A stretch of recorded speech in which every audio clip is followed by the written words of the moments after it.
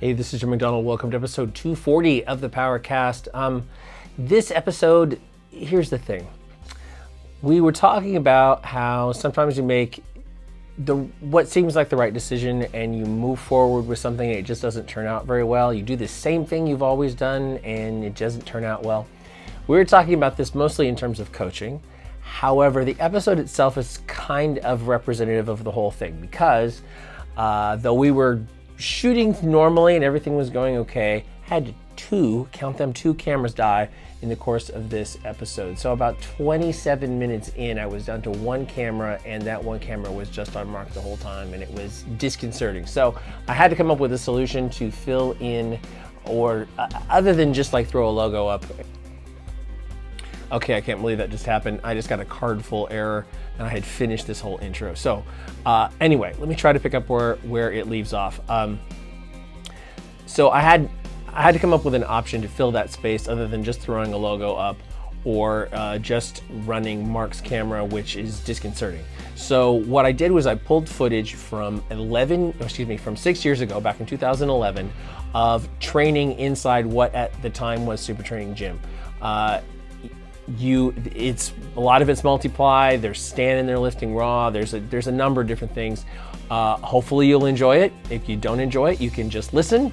But this is what I got to work with. So anyway, like and share this episode. We'll be back on Wednesday with Stan Efferding's part 2 episode, which is about business.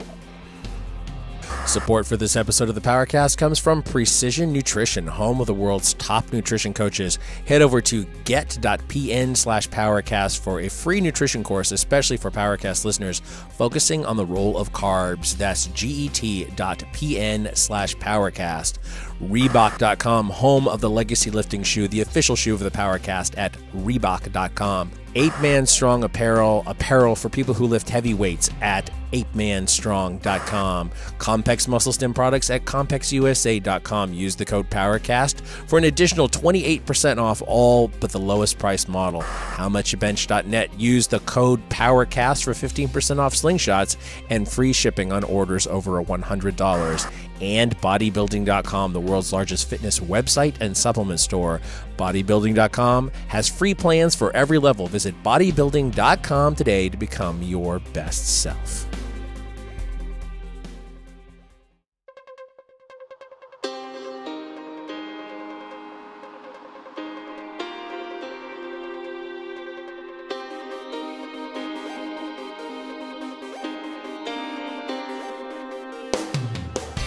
Recorded live in West Sacramento, California, this is Mark Bell's PowerCast. Standing just to the left of Jim McD, here's your host, Mark Bell. Now we're started. Test. Trent. Deca. D-ball. Winstraw. Equipoise. It could get crazy around here. You never know. Did you just hear my neck crack? Was that your neck? Yeah, it was my neck, yeah. I thought it was your ankle or something. No, that was my neck. I heard a weird crack. Yeah, my neck has been doing that a lot. It's like Rice Krispies. Your neck and your back? Yes, exactly. Your pussy and your crack? All those things, yes. You know that song, Jessica? We got to be careful. Comment? This is like sexual harassment zone. Although, don't you have like a waiver for the company? It's like... There's no sheet. No sheet was signed. When I was doing pro wrestling, they had everybody sign a sheet, but it was only like select athletes because it was only the guys that the guys and girls that were under contract that have like been on TV for WWE. And so there was it was like half the squad signed the sheet and half the company didn't. So when we were in like wrestling practice, someone would say something or do something gross. Somebody would be like, I never had to sign the sheet. I never signed the sheet. And somebody else would be like, I signed the sheet. I signed the sheet. So it just depended on what you said or how you said it to somebody. But you broke your neck? I don't know what the hell happened. I mean... I saw Bart Kwan working out today with like a neck brace on. Yeah, he hurt his neck. I didn't see how he hurt it. What the fuck did he do? Is he trying to be like Bruce Lee? Probably. Remember the Bruce Lee movie? He's like he's in like he's laying down on a fucking stretcher and he's like crying and he's like teaching his wife about karate or whatever. Do you remember that? Yeah. He's like narrating his book or something. He's teaching them the Bruce Lee way. Whatever the fuck that is. Wing Chun or whatever the fuck. I don't remember. I'm bad with that kind of stuff. I got a shitty memory. I want to say Wang Chung, but I know that's not right. Mm-hmm. Yeah, there he is. I think actually Bruce Lee might be Jeet Kune Do. It Now is that I think Jeet Kune about Do. it, Yeah. I try to remember. A bunch of people were really frustrated with us for a few minutes. Come on, you assholes! How do you not know about Bruce Lee? Especially since that's what Ed Cohn does. Yeah. Ed Cohn's been going crazy. Yeah. He's been doing all. You know what's funny is Ed. So this is the weirdest thing. This is one of the coolest nights I've had, but also one of the weirdest and strangest nights. I went to a Lakers basketball game, and I went with Ed Cohn and Brian Shaw. I think I might have had Silent Mike rolling with me that day, and a few others. And Jacob Ross is the one who kind of set everything up. Right, he got us into one of the press boxes. And so we watched the game with Luau Dang's family, which was amazing. I'm there like having a beer or two, and these press boxes are pretty nice and stuff, and watching the game and talking to Jacob and shooting the shit with some of Luau Dang's family and stuff like that. And I turn around, and Ed Cohn and Brian Shaw are like in a full-on like fight. They're fucking just going at it, and Shaw is like confused on what to do because Ed is so small, and Ed is confused on what he should do because Brian is so big.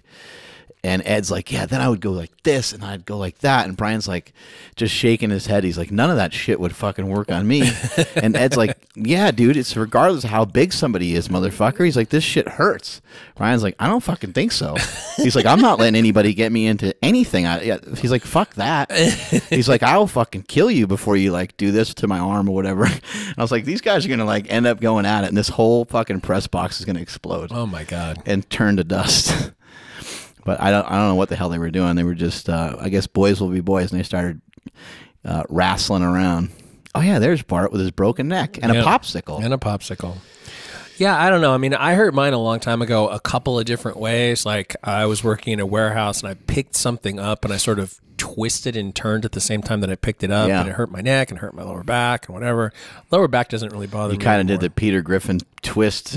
Yeah. Twist at the lower back. And pick up at the same time. And then a few years later, I was working a job where I had to do a presentation to a big education conference, and it was the night before the conference, and I'd gone up to go to the bathroom, and I tripped. And didn't catch myself. The room was super dark. It was like the darkest hotel room I've ever been in my life, and I landed on my chin. Oh my God! And just on the floor? Just on the floor. Yeah, I just couldn't. I fell so fast that I couldn't catch myself. I was going to say, why were you moving so fast? I wasn't. I just like tripped and just couldn't catch myself at all, and landed on my chin. And I had like neck pain for probably 6 months after that. And I had to give the presentation the next day in a lot of pain.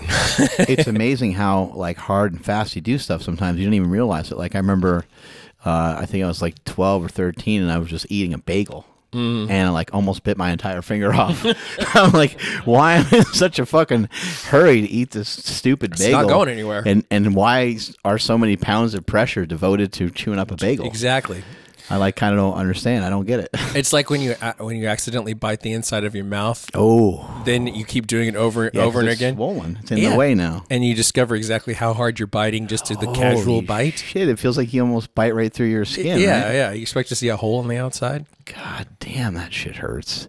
Or how about this one? You go to get up, and this has happened in the gym a million times.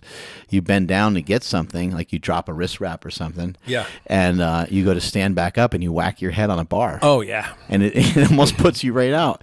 But you're thinking, why do I generate so much force just standing up? Just standing up. Like, why don't I move a little slower and be a little bit more cautious? Standing up is, not that big an activity, really. It shouldn't be. But apparently we have to do it so quickly that we knock ourselves out if we bang into anything. You're not doing a banded good morning, for heaven's sakes.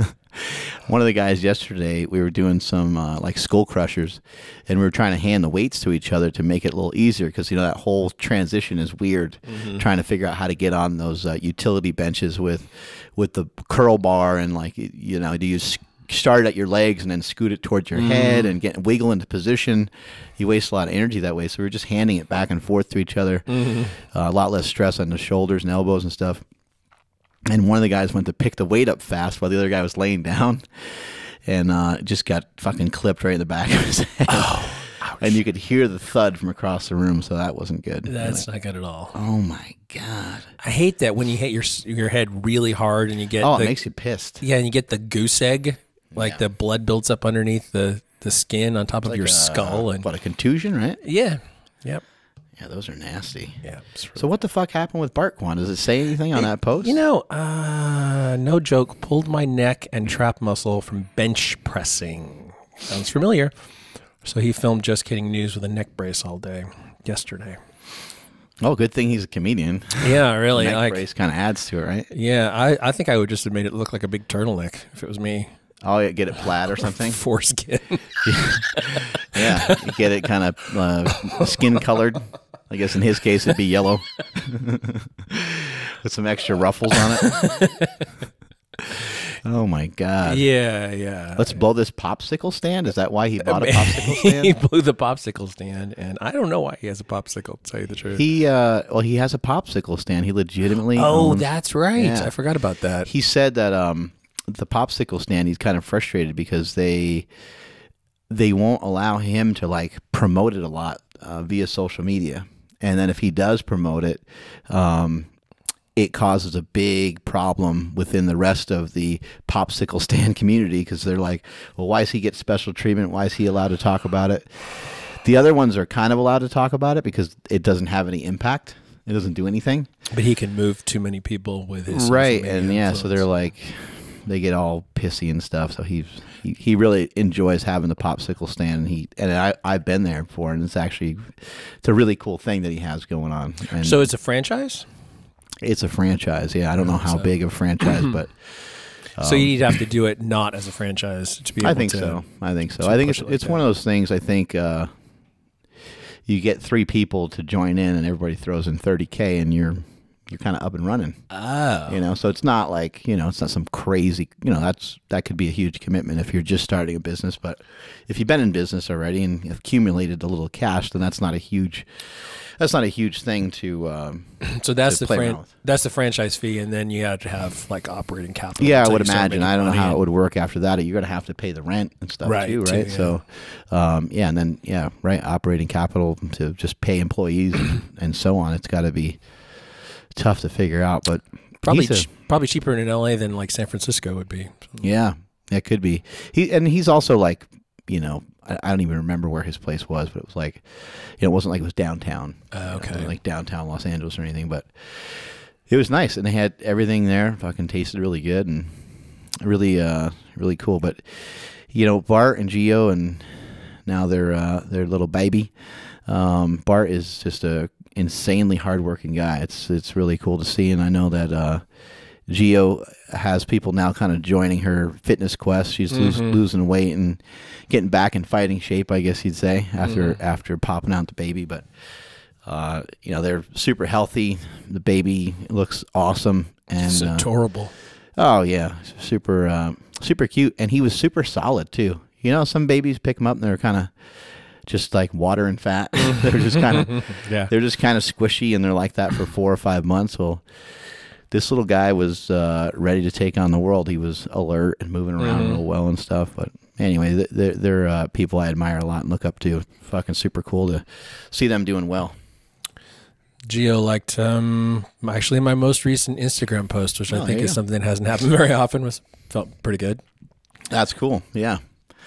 Yeah, I mean, they're a tough act to follow. They got the clothing, and then Bart has JK Films, and Gio, for those people that don't know, she's behind the scenes on all the production stuff. Yeah. She's the one who's kind of coordinating and setting up times for everything. And I think sometimes when you see these personalities, maybe you don't understand the dedication that goes behind the scenes. But he's he's like working 24/7 on this shit, you know? Yeah.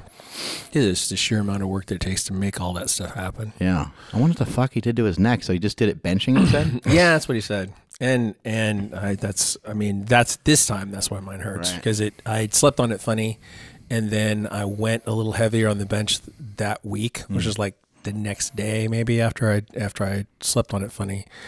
And it's just been irritated ever since then. It takes a long time to get your body to adapt to stuff. You know, the human body is resilient and can adapt to all kinds of stuff. But sometimes I think just because you've done a certain weight before, lifted a certain thing before, I think we don't really think it's a big deal. And we can't forget the fact that lifting in general is very stressful. Yeah. Just period. It's a positive stress in some ways, but it's also a negative stress in other ways. It really does stress your body, and it's tough. I didn't have any business doing speed work with 195 pounds. The day that I did it, I shouldn't have. I should have been doing something else. But yeah, it's kind of like just randomly going out and doing sprints, and then your ankle hurts, and then you're kind of scratching your head. It's like, of course your ankle's gonna. You haven't done that in a long time. The problem is that it feels good when you're doing it. Yeah. And in terms of like how my neck felt, it actually felt better because it was kind of, it was sort of taking the emphasis away from the pain. And so I thought, I'll be good. This will be a good thing to do. And it's like, no, it's not at all. So yeah, how you feel is not a good indication, and that's why so many people have adapted to these other forms of training, where they're doing a lot of volume and they're picking up their frequency a lot, and they're kind of forcing themselves to do 8 sets of 2 or 6 sets of 4 or 5 sets of 5. You're doing a lot of work with quite a bit of weight. In some cases, even increasing the weight per set, but most often using the same weight for multiple sets. Sometimes 10 sets, sometimes 12 sets. And you're just putting in a shit ton of work. And part of the reason why they do that is because the stimulus, the amount of requirement that it takes from like an intensity standpoint is a lot less. Because the weights aren't so crazy. So it's not like you need to play your favorite song and I need Jim to smack me in the back 7 times before my lift. It's more of a steady state thing, and it's like I'm going to accumulate and pick up my strength in this way on this day, and I'm also going to do it 2 or 3 days later, and I'm going to do it 2 or 3 days later again, as opposed to kind of the exact opposite with the approach that someone like the Lillibridges have taken, where they're going to lift as heavy as possible, put all their intensity, put all their eggs in one basket for that one day where they're all in and they go 100%. Right. And I think if you look at your training as kind of being one or two of those styles, like being one or the other, and occasionally falling in between and maybe doing something that's kind of heavy for a couple sets of 3 and then moving into some bodybuilding, all that's fine. But there's not really that many different ways of getting strong. There's kind of a way of using a lot of frequency. You can also use a lot of volume, or you can also use a shitload of intensity, but you can't do all of it all the time. No. And I think what happens to guys like you and I, who you're at a certain strength level, then you're deconditioned, which deconditioning happens in like 21 days. It's real quick, yeah. Which is a motherfucker. Like, how does that happen so fast? Yeah. But you can literally lose a lot of conditioning, and it could be conditioning for, I guess what I'm saying by conditioning, I'll define that as being like up to par with whatever it was you were doing. You can lose that in as little as about 3 weeks. And so I think what happens is you might think, a 405 deadlift, like my best is 600. I did 315 for 5 sets of 3 last week. I can try 405. Yeah. And then what the fuck happens? Your hamstring, right? Something goes out and you're like, holy shit, that was dumb. Yeah. Yeah. We actually, I don't know how I could have prevented it, to tell you the truth, but Chris, my training partner, we're supposed to be in Reno right now. That's the other thing too, is you can't always prevent everything. You can't. Yeah. You just can't. We were supposed to be in Reno today because he was originally doing a meet that was tomorrow. And week before last, he was in here on Saturday, and he was taking what I was going to have be basically his last kind of heavy squat doubles. Yeah, Right, I was going to try to back him off just because he hasn't done a meet in a long time, and he's not up to, like, Pig is in here killing himself, pretty much up to the last minute. Yeah. And I can't have Chris do that. Chris is number one, older, and number two, he doesn't just not have the conditioning at this point to do that. He's strong, but he doesn't have as much of a base under him at this point. So we had him in here, and his squat was terrible. His squat form was just really, really off, and it took a couple rounds to correct it. But somewhere along the line, he hurt himself. He basically, it was his neck too, but it's also his lat. We had an incident where there was a misload on the deadlift, and he started to pull, and it was like a plate heavier on one side than the other. So that was not good. That was like thing one, and then thing two was the squat deal, and it's like he's been squatting essentially perfectly for more than a month. You know, little tweaks here and there, but essentially perfectly for especially, like, he had to get used to the monolift again and all that kind of stuff, and getting his upper back tight. And he came in, and he was like, his upper back was rounding, his knees were shooting forward. It just looked awful. And finally, by the last couple of sets, we had straightened it out, but he went home that night. He's like, I'm in a lot of pain. And that's actually how we ended up that's how we ended up doing the float tank a couple weeks ago. Was because, like, oh yeah, let's give this a shot. But does it look like he's not doing the meet? He's not doing the meet. He's too banged up. He's too banged up. It's better, but it didn't get better quite fast enough. Yeah.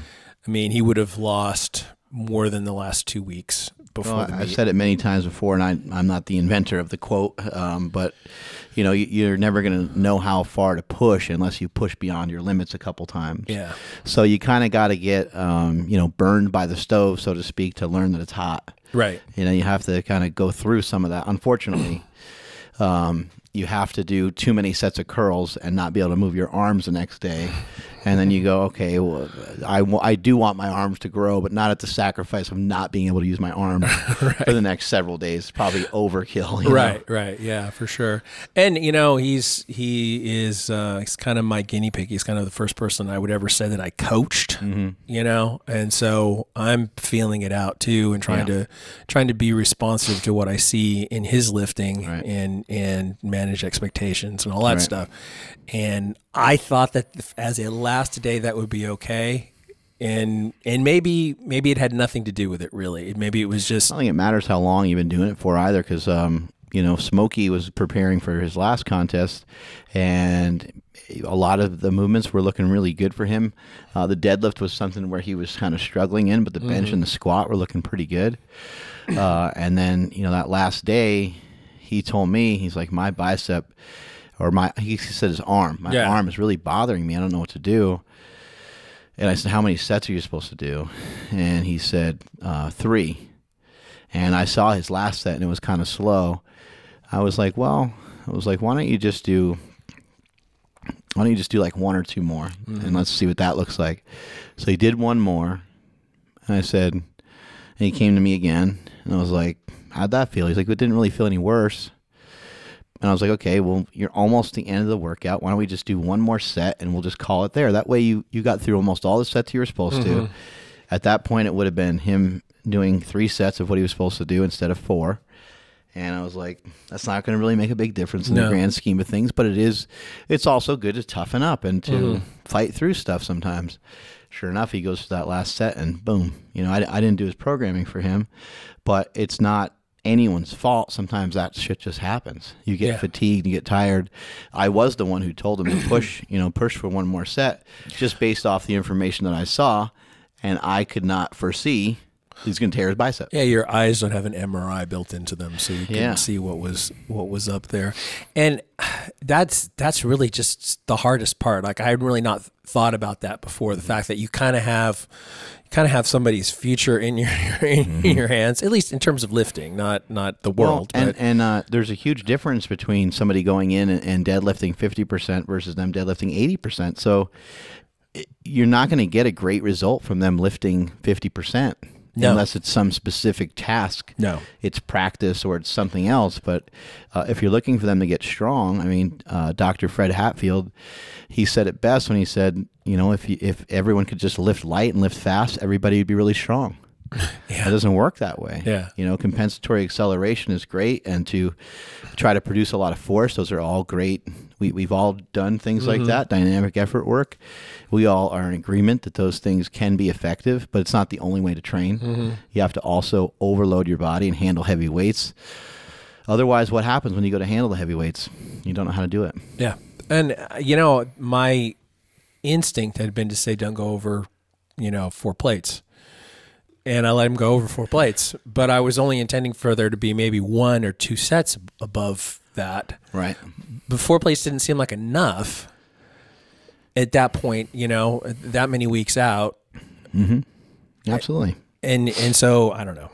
Well, and you apply this to life. Yeah. You know, you've had many different jobs. You've had jobs as a consultant, and in your effort to consult people, right off the bat, day one, I go to you and say, Jim, I want to start doing some more advertising with my company. What do you recommend? And let's just say that's your area of expertise. Your advice right off the bat could be bad for me. It could not be great. But then we try it, and then we go from there, right? And then you're like, hey, you know what? We tried those ads, and they were shit. My apologies, my bad. Let's try this. I mean, you're literally throwing spaghetti at the wall all the time and hoping that it will stick. And I made a reference to that to my entire staff the other day because, you know, I am fully confident that I can take this company and turn it into a $50 million a year company. I have absolutely no doubt about that. It's going to take time. It's going to take time to navigate that and to figure that out.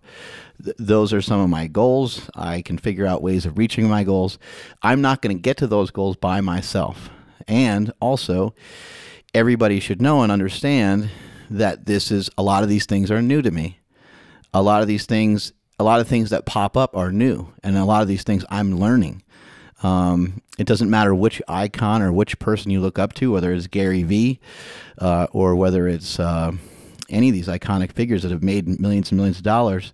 They're all still learning too, but maybe they're learning at a higher level and they're navigating those higher grounds. But it's a matter of when it comes to your training or when it comes to your regular day-to-day, you're going to have to fucking try stuff. And there's going to be a lot of things that aren't going to work. And you're going to have to figure out, how am I going to be patient to get through this so I can get to the next thing?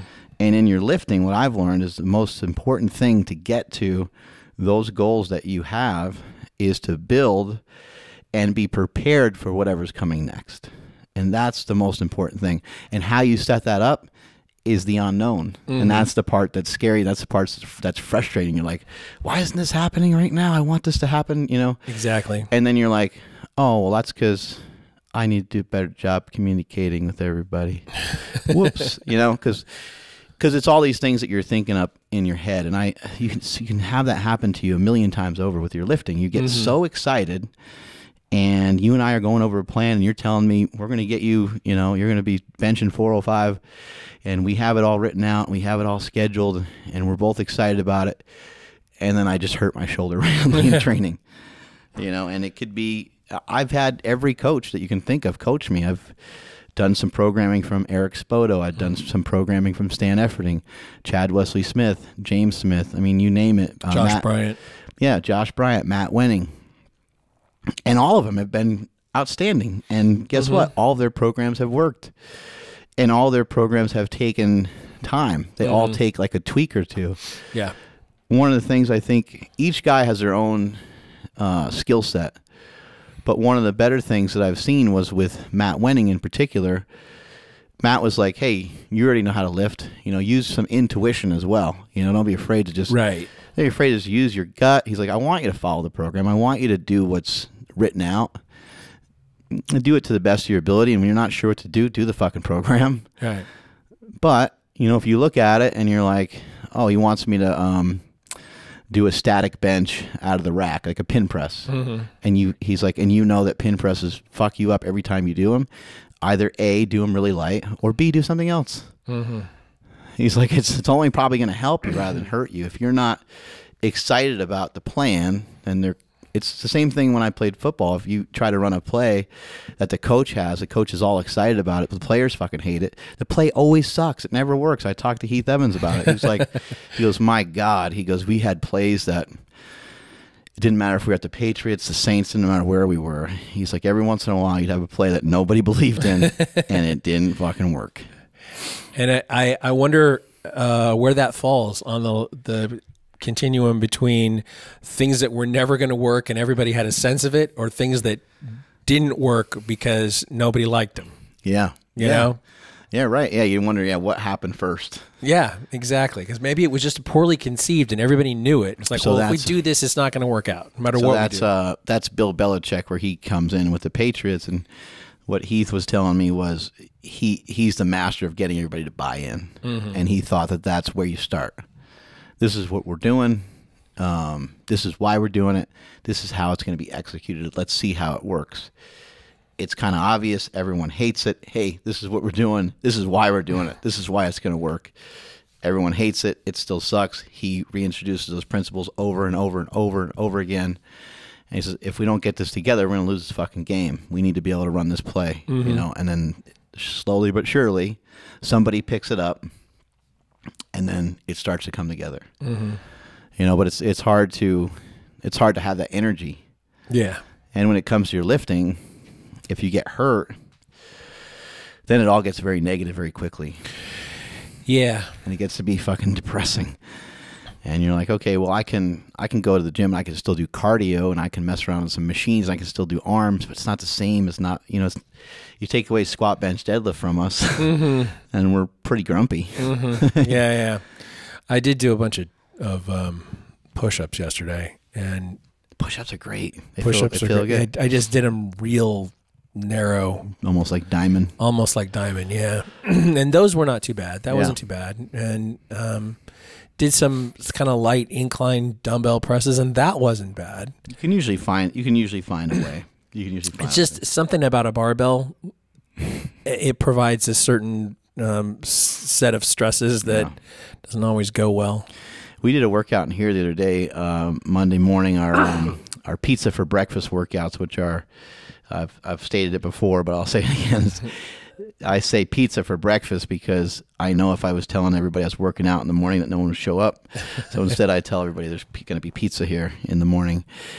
We did a workout where we did a lot of barbell exercises mixed in with some squats and mixed in with some hip circle stuff. And the entire time we kept the hip circle on. We did, I think it was like 50 reps of everything, right, Jess? It was like 50 reps bent over row, 50 reps overhead press, 50 reps of a deadlift, and it was just, and then 50 reps of a squat. And it was a barbell with no weight, and it fucking killed all of us. Just the barbell. Holy shit. Yeah, we were dying. We were fucking dying. We were smoked, and after we went through it a couple times, you could just see everyone just like gassed, and even just trying to walk with the hip circle at a certain point got to be difficult. But something to keep in mind is there's always things that you can find that you can do.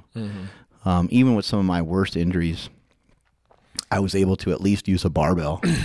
Don't be afraid to use the barbell. Don't feel like a weenie because you're using the barbell. Just realize that's where you're at for the moment.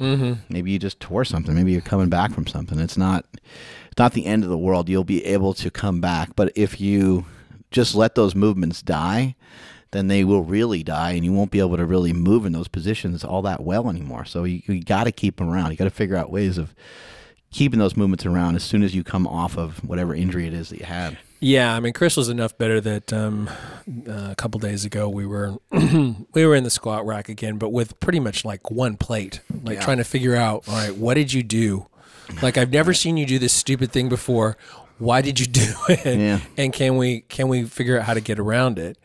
And then the barbell was still there, and he's like, well, he's got kind of a 9 to 5, right? Yeah. And he's got kids, right? Yeah. Yeah, so I mean that's another factor.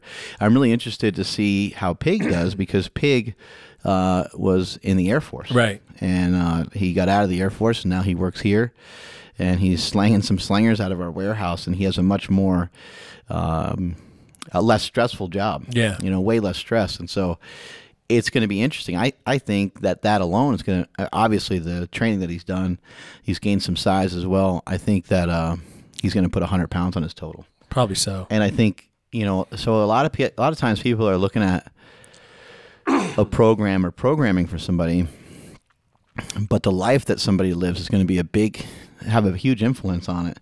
If you have children and you have a regular job, it's going to be very hard to meet the demands of any strength training program. Yeah. Just getting to the gym is hard. Yeah.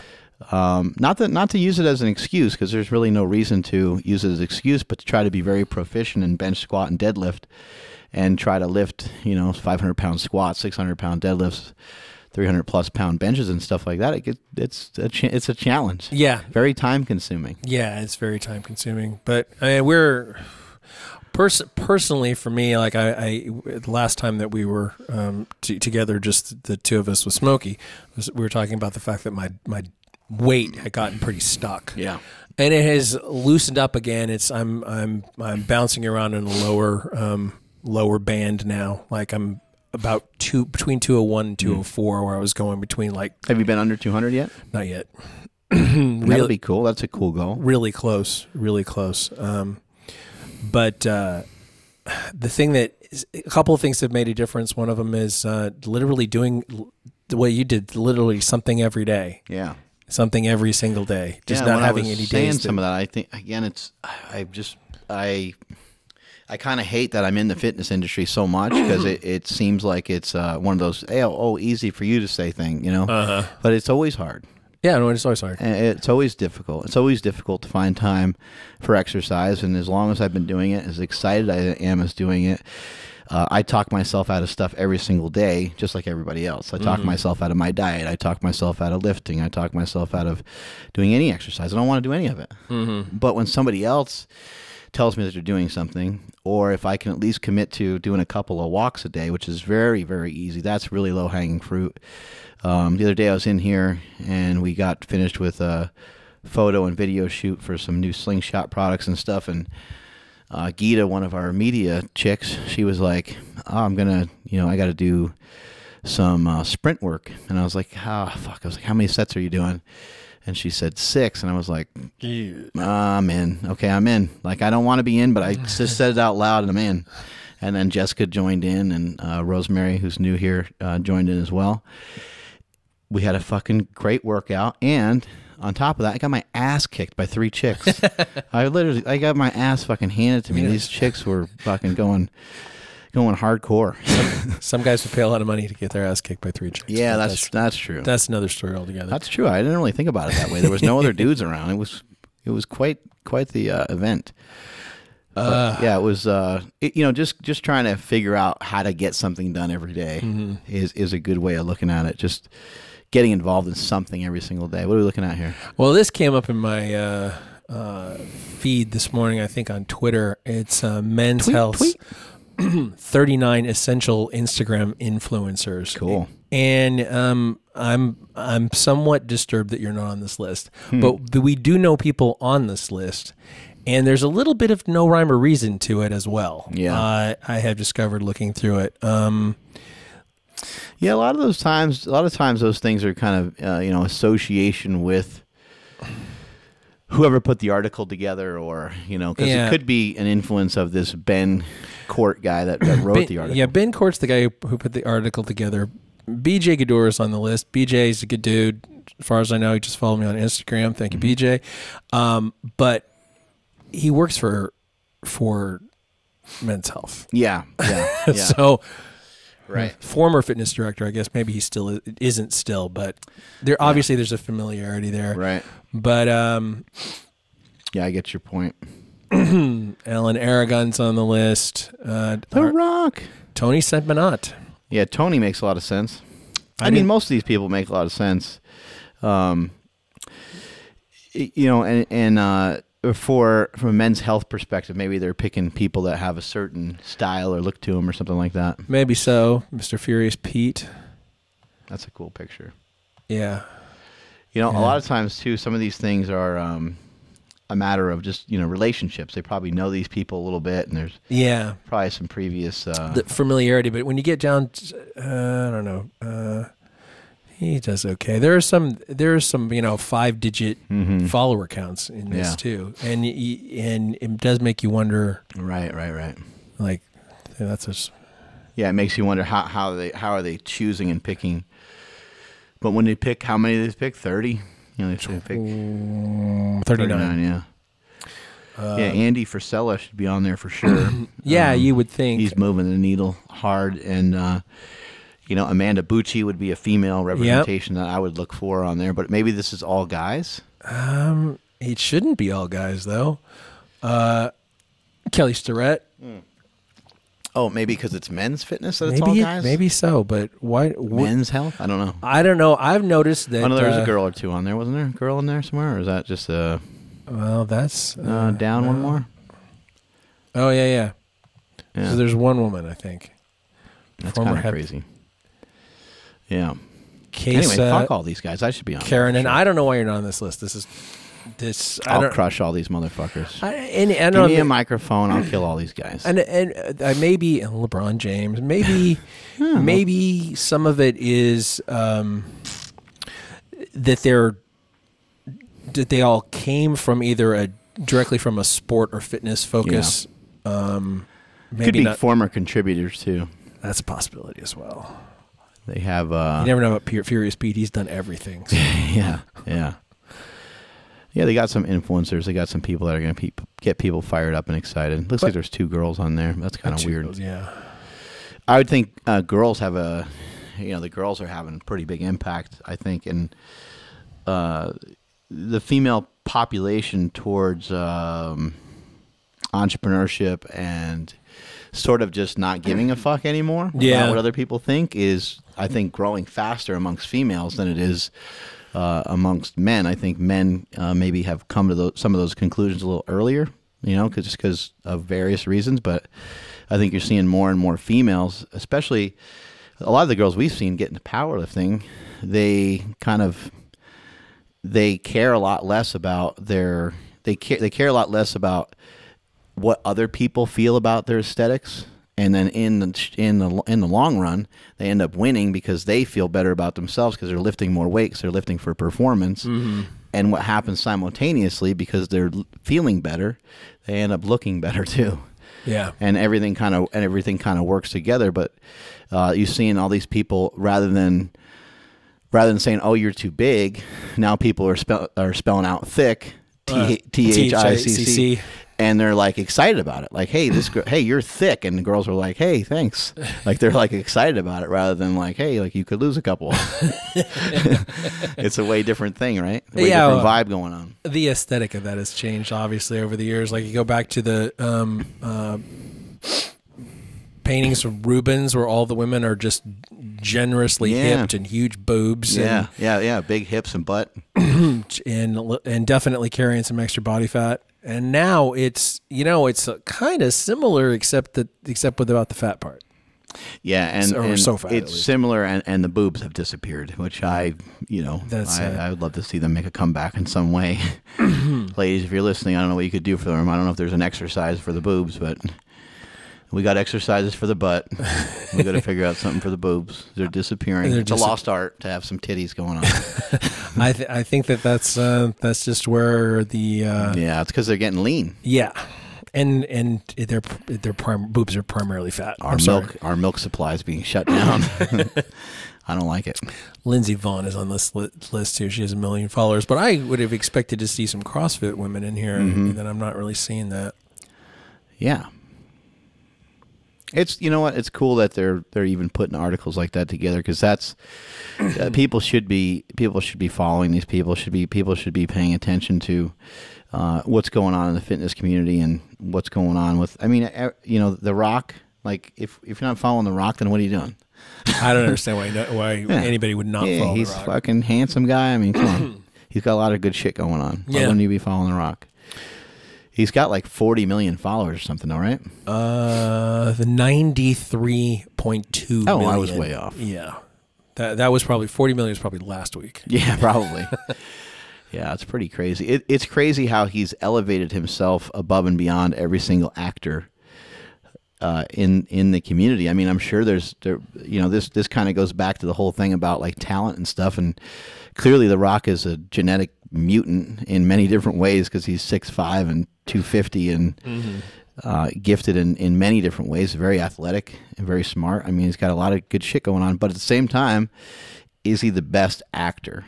No. I'm not an actor, so I'm not going to even try to grade him, right? But like, a director would probably pick 10 people over him for certain things, right? Is he charismatic, and does he have a lot of fucking energy? Yes, he does. And has he blown past everybody through social media? He has. And he probably he's crushed all of them. In terms of being, directable or coachable or however you want to say it, He'll probably figure out whatever. He's probably really good at that. It's like he may have to ask what are you trying to get out of this, and then give it to you, as opposed to just necessarily figuring it out on his own. I don't know. I have no idea. And when the directors and producers go home to their wife, who's their wife going to be more excited to hear about, The Rock or fucking Denzel Washington again? Exactly. Oh, Denzel, he's fucking old. Who gives a fuck, right? Or whoever it might be. That's considered a great actor or whatever. Right. Yeah. And he's perfectly serviceable even at his worst. Yeah. And now, he was like, earlier in his acting career, he was not great at all, but now he can kind of make anything work. Yeah. Well, he's super funny too. Yeah. I find it fascinating to see what some of these people are executing on social media, and even Gary Vee. I think there's a perception that that things come easy for someone like Bradley Martin because he's jacked and he's a good-looking guy, so everyone just assumes that's just the way he is. Oh, okay, now he's going to make some clothes, and that was probably easy for him too. Oh, he's got 2.5 million followers on Instagram. It's probably because he's good looking and because he posts funny videos or whatever. All that stuff's still really hard. It's still really hard. He still has to maintain that physique too, which has got to be a pain in the ass. He's not getting any younger. He's not old.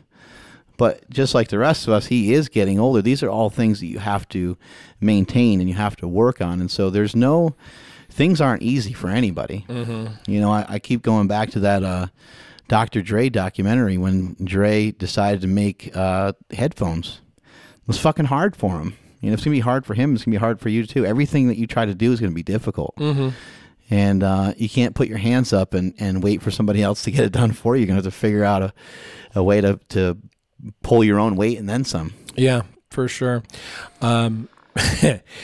Speaking of the influence of social media, I saw a post from Jordan Wong on Facebook this week where he said every time Mark Bell goes on a diet, it reignites the argument between the keto people and the non-keto people.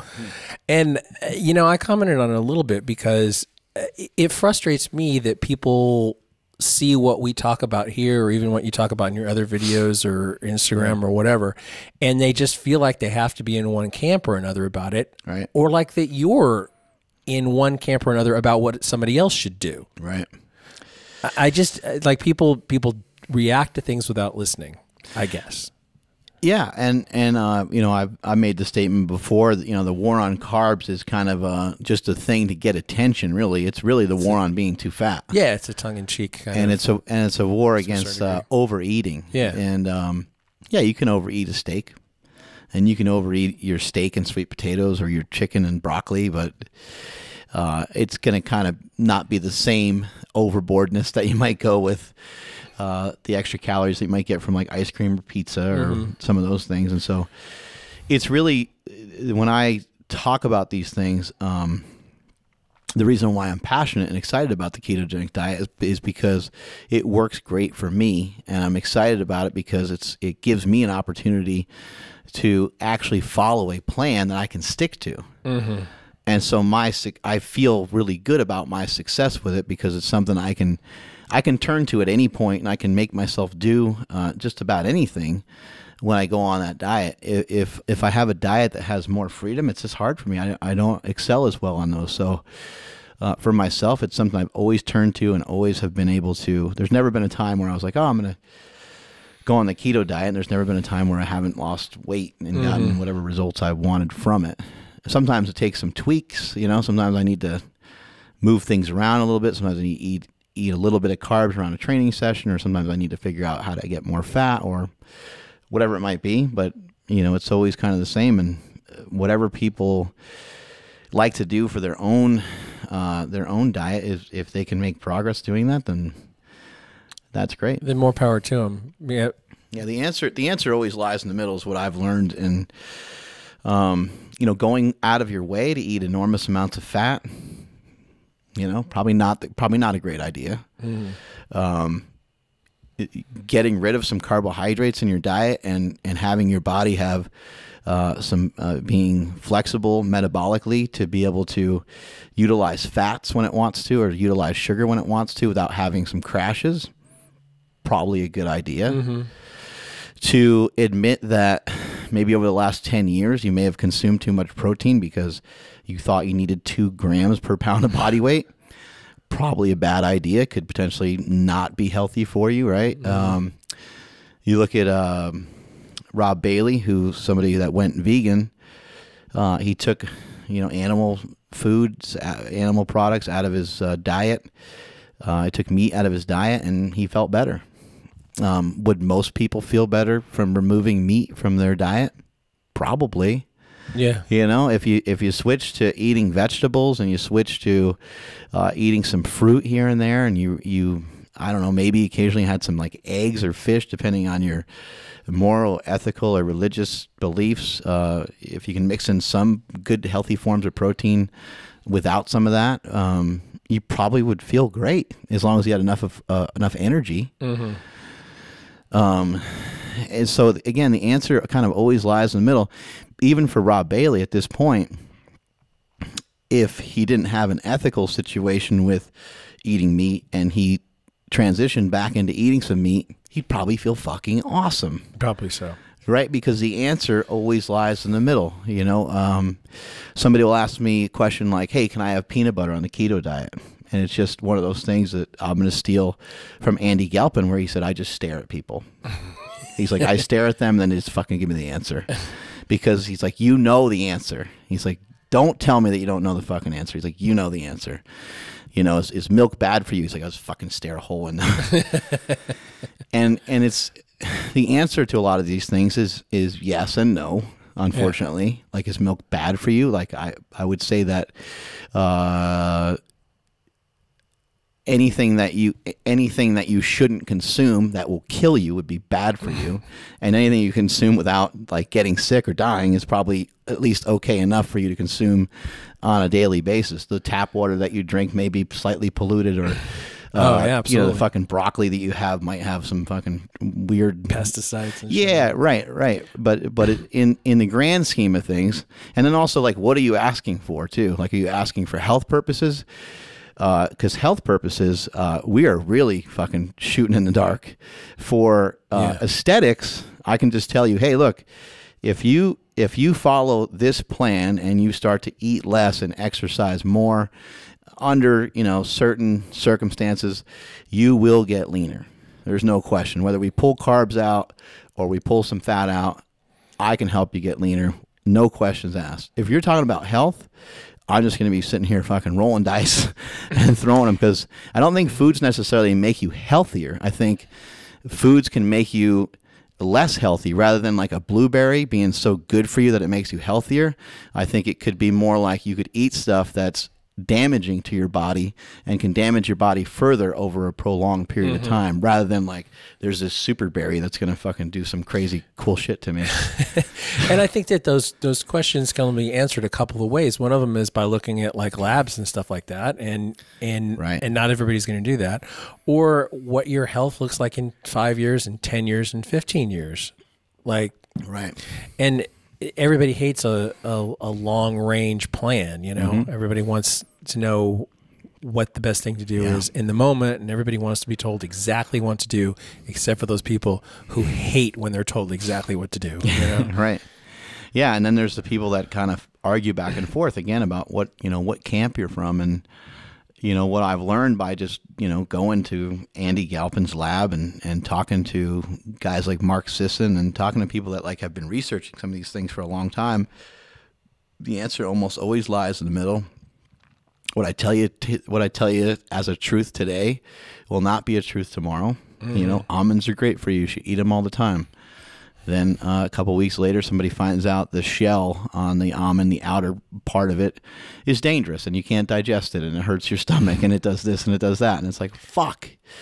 So when somebody tells you that vitamin D is great for you, that you need more vitamin D, maybe you take that as like, when I go, if I'm going to, go for a walk, I'll try to do it when it's light out so I can get some sun because the sun has vitamin D. And yeah, maybe I'll occasionally supplement with some vitamin D. But do I need to take 20 pills of it every day? That's probably... You may not need to take 20 pills of anything. Whether you believe in God or some sort of, creator or whatever the fuck you believe in. Sorry. You're standing right there with your John Cena hat. But whatever it is that you believe in, you would have to believe, our bodies are designed to be sophisticated for a certain reason, and that we would be designed to not have to have 20 pills of vitamin D or 20 pills of vitamin C or anything else. Doesn't make any sense. No, it doesn't make any sense. Like, does it make any sense? No, it does not make any sense. It doesn't make any sense whether you believe there's any intelligent design behind it or not. Yeah, and honestly, because right. If bodies come to a certain point where they work and generation after generation they last, right. and it's silly to think that those things. I can't sit here and tell you that if I advise you to take in more, let's say calcium. Yeah. Like they say calcium is good for your bones. Well, what if you take in more calcium, but for some reason it's counteracting and lowering your magnesium levels, which is causing something else to get screwed up, and it's actually damaging to your bones? I don't have any fucking idea. Yeah. And I don't think anybody else has that information either. If anybody is interested in more on this, they should check out a podcast called Science Versus, and there's one called Science Versus Vitamins. That is very eye-opening, because basically not a whole lot of anything that we take in terms of extra vitamins in a pill form or whatever is necessary or proven effective. Right. Like with vitamin C. But at the same time, for those that are hopeful, it probably hasn't been proven to be completely worthless either. Right, exactly. Right. But, women in osteoporosis, they talk about taking calcium supplements and stuff like that. There's no evidence that that's effective at all. But don't take my word for this stuff. Actually look at it, and I'm not here to actually give science. I'm just well, and back to our boy the Rhino, who always says, who always says, what you do for yourself is always going to be better than what you do to yourself. Trying just to take in a bunch of like vitamin D is some sort of weird shortcut. But going out in the sun is the way that it was designed to be. Getting a massage is great. Going for a walk is better. Yeah. Trying to get lactic acid out of your legs by having someone help you stretch and help you move around, probably great. Getting on a bike of some sort is probably more effective. What you're going to do actually for yourself, and things that are going to unfortunately be more time consuming a little bit are probably going to be better. Speaking of Rhino, I watched, he did a few of his walks, his 10-minute walks, and during his 10-minute walks, he's talking. And I really wish, I hope the people of the PowerCast go and follow Stan Efferding, and I hope they go follow him on his YouTube channel. I don't mean literally follow him during his 10-minute walks in his neighborhood in Las Vegas. That would be creepy, yeah. That would be a little weird, although he is a handsome son of a bitch. I just mean they should... be following his message, and he should be following what he's talking about. And I think occasionally he might lose people because he's going to talk about preventative things, and he's going to talk about some things that are they're not fancy. He doesn't have a lot of fancy tricks. What he has is a lot of great knowledge, and he has things that if you can apply to yourself, you can make some great advancements. And recently, during the 10-minute walk, this is a video you guys should go watch. Maybe we'll attach it to this podcast. He talks in depth about the importance of a 10-minute walk. And basically, in short, and Stan doesn't really talk the same way I do, I'll just say it this way. You can't unfuck yourself by going and trying to walk off your shitty day that you had. Instead, you should counteract your inactivity with the same effort that you had for your inactivity. So, for example, you got up in the morning, you had breakfast, then you sat down in front of the TV for a little bit, and then you went to work. You went and did your job. You probably had another snack, probably sat at your desk forever. Then you went to lunch, again, sitting down. Tons of inactivity, right? You're going to counteract that inactivity with activity. And for every bout of inactivity that you have, you're going to try to have some activity. So for all the times that you sit and take a break, you're going to try to do a 10-minute walk. Much more effective way rather than trying to just walk it all off at the end of the day. Right. It makes sense in so many different ways. You don't have to complicate it. You don't have to schedule it in and be like, oh my God, I need to do all these 10-minute walks. It doesn't have to be anything where you're, fearful of it or it's causing more stress and more anxiety. But you can just kind of think to yourself, where are some spots I can get in, some of these 10-minute walks? Okay, at the end of the day, I know I have time to go walk my dogs when I get home from work or whatever it might be. Okay, middle of the day, let's see, I always go have lunch at that burger place. Maybe I can just park a little further away and get a walk in beforehand. Or maybe you can go inside the restaurant, put your order in, and say, I'll be back in 10 minutes. And go on your 10-minute walk and come back in. Yeah. And I do that with my family quite a bit. I've been going on these 10-minute walks with my son and my dad every night, which has been awesome. My son talks the entire time. He doesn't normally say a word, so that's been kind of fun. You need that too. You need to figure out ways to get them to talk. The teenagers, they'll crawl right up in a shell if you let them. Yep. And anyway, so some of the stuff that Stan's talking about is great. He talked a lot about the health benefits of vitamin D and people walking and getting outside and getting some more sun. And then he also had a separate video where he talked about growth hormone. Oh, and he started out giving a story, and he's like, he goes, I used growth hormone years ago, and he's like, I really didn't notice anything from it. He goes, but something interesting happened to me. He goes, I noticed that my dick got bigger. And he's like, and I didn't think much of it. He's like, I just was like, okay, I think my dick got a little bigger. He's like, I didn't really know what happened, right? So then he said that he talked to a bodybuilding friend of his, and his bodybuilding friend, and these stories were like 10, 15 years apart from each other. His bodybuilding friend said the same thing. His bodybuilding friend said, yeah, I didn't really notice much from growth hormone, but it makes my dick bigger. So Stan goes into this whole thing about growth hormone and how effective it can be and how ineffective it can be, going back and forth between whether it works or whether it doesn't work.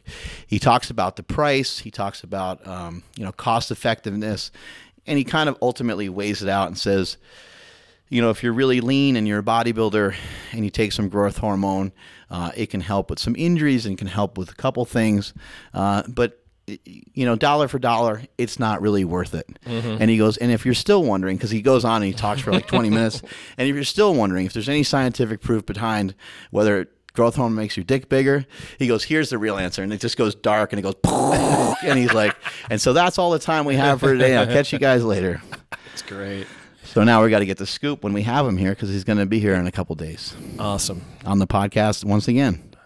He's trying to break that Matt Vincent record. Yeah, he is. Or Chris Borbell, it's his birthday today. Yeah, today's Bor's birthday. Shout out to Mariel Tagg, who's a member of Team Slingshot. It's her birthday as well. And shout out to my big bro, who's, I think he's like 45. Holy fuck. Oh my God, what happens at 45, Jim? How did you get so old? I don't know. Not as much as what happens at 35 or 25. Oh my God. 45 spankings, that's a lot. Yeah. He had, for a 45-year-old man who's about 5'6", he has a gorgeous girlfriend. So yeah, that's hey now. There you go. Anyway, happy birthday to him. Much love to you, my brother. He's going to be up here as well in a couple days, and maybe we'll throw him on the podcast as well. Possibly so. I potentially have a jury duty coming up in a couple weeks here, so we might damn it, Jim. to bank some up, spank some some episodes. Yeah, speaking of Spank Bank, we might have Brooke Entz on the show. She, I think, is scheduled to be in the area November 20th. She does some stuff with a local company here, so she'll be in town more often. So awesome. Maybe we can get her to hop on the podcast. That'd be great. And instead of everybody listening to our fat, gross voices, they can hear the voice of somebody much better looking than us. There you go. Anything else? No, that's it. I think we should wrap this one up, especially considering the number of things I know I have to do before I go to bed tonight. So, All right, multiply your hustle, multiply your muscle, and may all your shits be tapered. I'm at Mark Smelly Bell on Instagram and Twitter. And before I sign off, before I fucking forget, January 13th and 14th, we're having a Super Training Classic here in Sacramento, California. Make sure you sign up. We'll include a link, I think. I'll send one to Jim, and we can include a link for you guys to sign up. My fat ass is coming out of retirement, and I'm going to hit the platform. It'll probably be a lot less than miraculous, but I'm going to try to lift something up. Maybe you can go out there and maybe like deadlift and pee a little. Then you could really hit the platform. Yeah. poop my pants a little bit. We got Kelly Starrett is slated to at least hit up a deadlift. Okay. And that's the whole point of this. Join in the contest that maybe otherwise wouldn't do it. Yeah. Brian Shaw? Looking at Furious Pete, Brian Shaw, Omar Issa, Bart Kwan. Not everyone's 100% confirmed, but we're still working on it. Who else? Oh, the Fat Owl, Matt Vincent. Matt Vincent is definitely going to lift in the contest. He's got nothing better to do. He's got nothing better to do. No.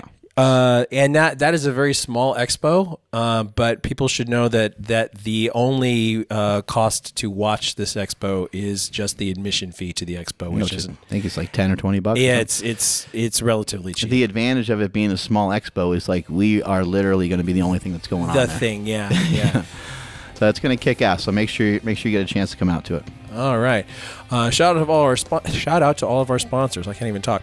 8-Man Apparel at 8manstrong.com. Bodybuilding.com for all of your supplement needs. Compex USA for cutting-edge muscle stim machines. Get an additional 28% off when you use the code PowerCast on all but the lowest price model. Reebok.com, home of the Legacy Lifter, the official shoe of the PowerCast. Increase your bench at howmuchyobench.net. Get 15% off slingshots with the code PowerCast. Power, the only strength magazine available in both digital and print at thepowermagazine.com. And Precision Nutrition. Get the free book on genetics, the role of genetics in fitness and nutrition, especially for our listeners at get.pn/PowerCast. That's get.pn/PowerCast. I am at the Jim McD on all the social media. Follow the show on Instagram. We are at Mark Bell's PowerCast.